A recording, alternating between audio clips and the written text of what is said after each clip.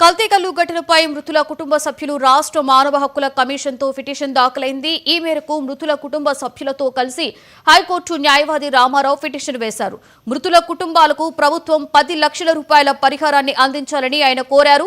అనారోగ్య పాలైన బాధితులకు 5 లక్షల పరిహారం ఇవ్వాలని ఎక్సైజ్ శాఖ కమిషనర్ తెలంగాణ వ్యాప్తంగా తనిఖీలు నిర్వహించాలని సూచించారు.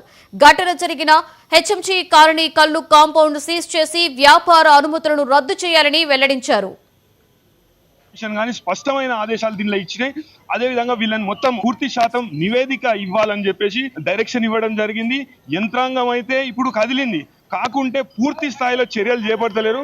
వీళ్లకు చనిపోయిన వ్యక్తులకు 10 లక్షల రూపాయల మువాబ్జా ఇవ్వాలి, పరిహారం ఇవ్వాలని నేను కోరడం జరిగింది. పూర్తి తెలంగాణలో రిహాబిలిటేషన్ సెంటర్స్ అనేటివి పెట్టి ఈ పిచ్చి కళ్ళకు అలవాటు పడ్డ వ్యక్తులకు పూర్తిగా ట్రీట్మెంట్ చేయించి వాళ్ళని దీనిలోకి వెళ్ళి బయటికి తీసుకురావాలని నేను కోరడం జరిగింది. ఈ విధంగా పూర్తి స్థాయిలో దర్యాప్తు చేపట్టి ఈ నిద్రపోతున్న అధికారుల మీద చర్యలు తీసుకొని వాళ్ళకు శిక్షలు వేయాలని కూడా నేను కోరడం జరిగింది. కాంపౌండ్లలో అయితే ఈ పిచ్చి కళ్ళు దాగి అస్వస్థతకు గురైనరు, చనిపోయినరు, అవే కంపౌండ్లపై తనిఖీలు జరుగుతున్నాయి, దాడులు జరుగుతున్నాయి, లేకుంటే వీటిని బంద్ చేస్తుండ్రు. నామమాత్రం బందే. ఇది వేరే కంపౌండ్లల్లో అంటే ఒక్కని కోడ్ అలకుంటాడు, అరే గీడ పలానా డిపోల కళ్ళు ఇటైట్ అయింది, ఉల్టపల్ట్ అయింది, చచ్చిపోయారు అని అలర్ట్ చేసుకుంటే వాడు కొన్ని రోజులు బంద్ చేస్తాడు. బంద్ చేసినాక గతంలో 2023లో ఏకకాలంలో 58 కంపౌండ్లను సందీప్ షాండిలే గారు క్లోజ్ చేపించిండ్రు. ఆ కంపౌండ్లు కూడా ఇవాళ దినం నడుస్తున్నాయి అనే వార్తలు మనకు వస్తున్నాయి.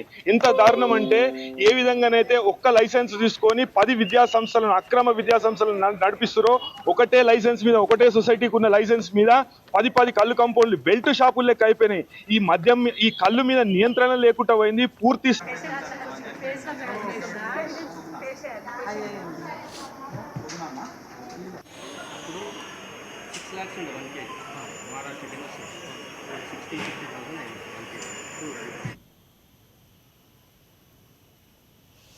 రాష్ట్రంలోని పలు జిల్లాలలో